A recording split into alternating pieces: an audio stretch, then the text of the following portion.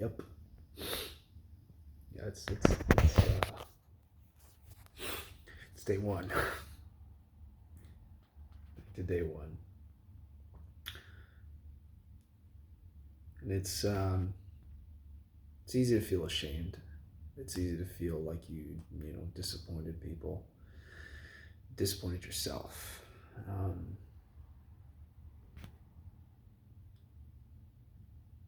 I relapsed, and and I think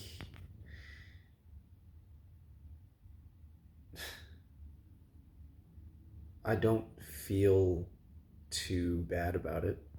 No, um, when it comes to kicking a an addiction, you got to take it little by little. You know, um, I think going cold turkey right off the bat can be very difficult, and yeah, um, this is this is not, you know, this is a video that not that I guess I could say that I expected to make a video about like relapsing because, you know, I have just I was trying to go cold turkey, which is very difficult. But I think that as long as I am improving with every attempt, um, I don't think it's such a bad thing as long as I'm improving. Because I got up to day 6. Before those 6 days, it was almost every day. And I think that is something to celebrate. I think that's something to be thankful for, to look at those 6 days and say, wow, what a huge improvement. Looking at the positives, I think, not beating yourself up too much about, you know, relapse, keeping a positive attitude. I think that's very important. But today was um, a pretty good day. I had gone to a Renaissance fair with my best friend and met a lot of her her friends that she brought along. Really cool, very interesting people, and yeah, I just had a great time being a huge nerd. Um, yeah, and then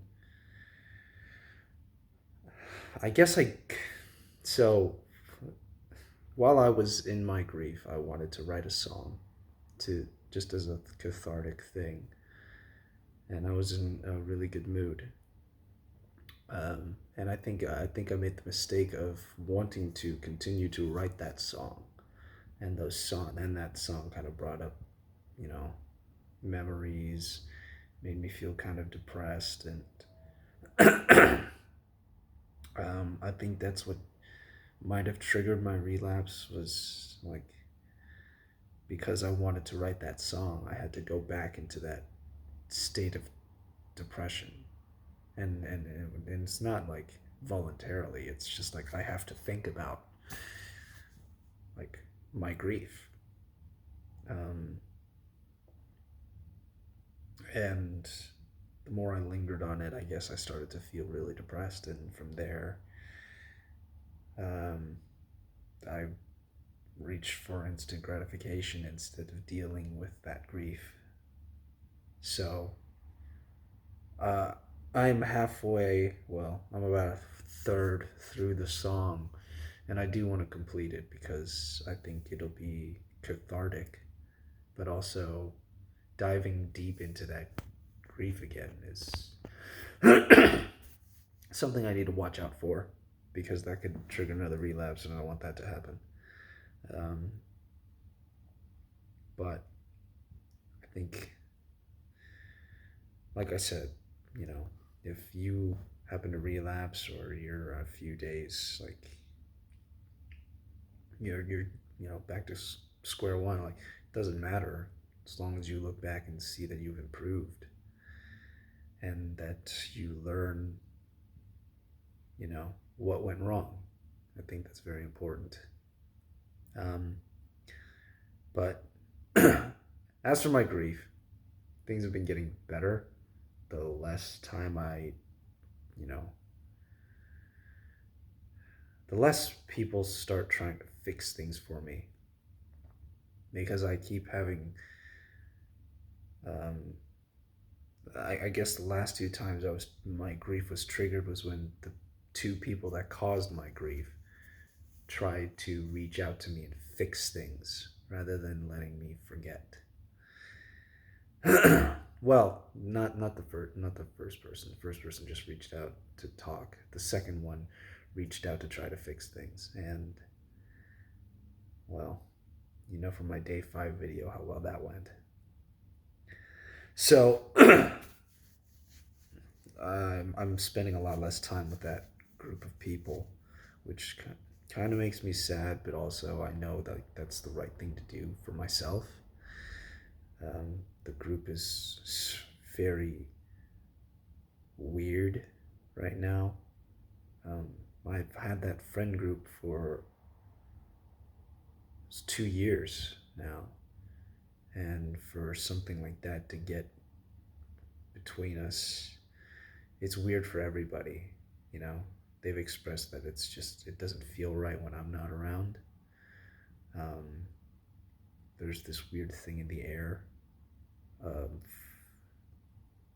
like an awkwardness or a tension that they don't like, and and definitely they have been checking up on me, making sure I'm okay, and I'm grateful for that. But I can tell that they want things to go back to the way they were, and I want to do that too. I want the same thing as them, but I can't because until I can process this grief, I'm not going to be okay if I get in there and have to talk with this guy. And I'm not I'm not interested really in fixing that.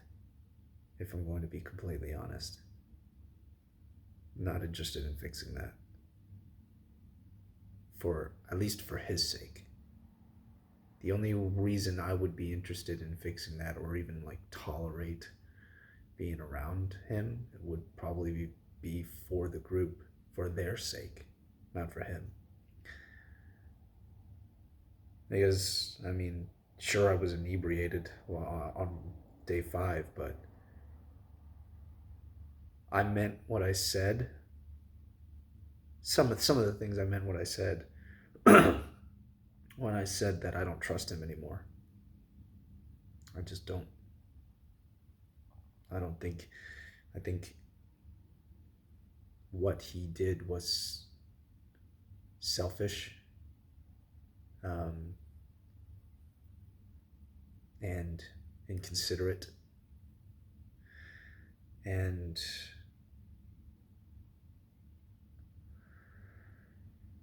I don't know. A part of me says he doesn't owe me that, but at the same time, it hurts. And I want to be mature about it, which is why I didn't explode in his face. Instead, I'm just going to ignore it. I've already told my friends to tell him to leave me alone. He understands, or at least I hope he understands, because if he tries to reach out to me again, I'm probably gonna let him have it, and that'll be the end of that completely. And the friend group will either fall apart or continue without me, because as long as he would be in there, I wouldn't be comfortable.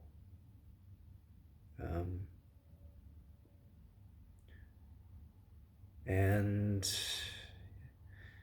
I don't know. It's easy to second guess your decisions because is it the mature decision? Is it the decision that'll bring peace in the end? It's just a terrible situation. And sometimes I don't even know if I'm in the right or if I'm in the wrong. But I know I'm hurt. And I need to get over that. And I have to do what I have to do to get over that. Whether people think I'm being immature or not, I'm not saying anybody is, but those are the thoughts in my head. Like, are you doing the mature thing? Are you doing the thing that is best for you as well as best for everybody in that group? Do they understand what you're going through? Do they understand why you're behaving the way you're behaving? Should you explain it to them? Do you owe them an explanation? Like these thoughts run through my head and I don't know. But for the most part, what I do know is I'm going to try and take care of myself first and foremost, because I have been stuck in survival mode for a while. When you're in grief, you go into survival mode. And I'm trying to do what I can to get through it. And hanging out with friends helps.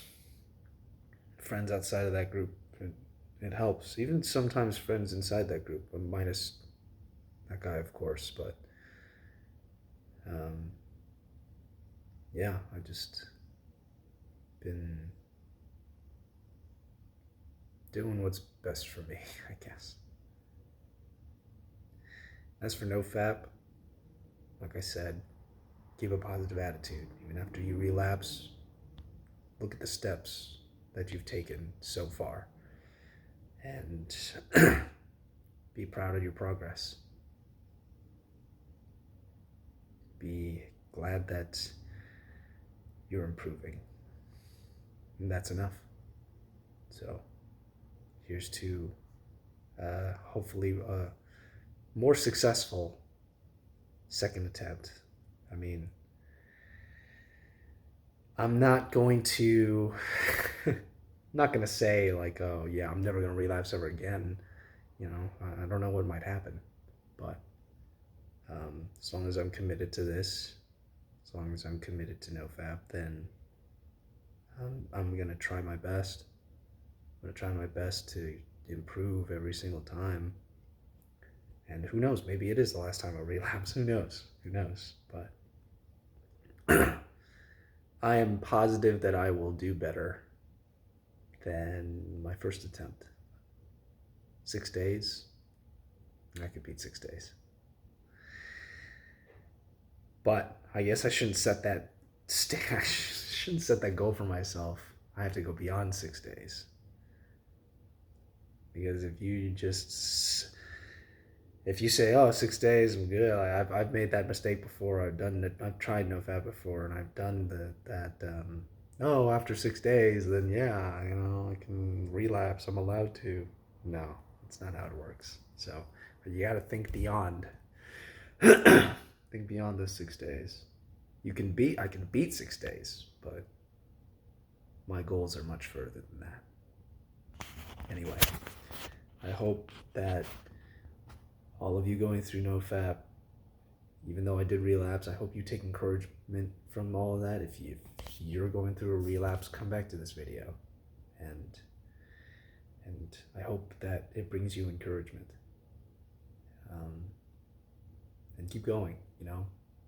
People aren't perfect, but as long as you're making the effort and you're improving every day, then you're on the right track. So, yeah, I hope you are all having a great day or night, whenever you're watching this video. And see you guys later.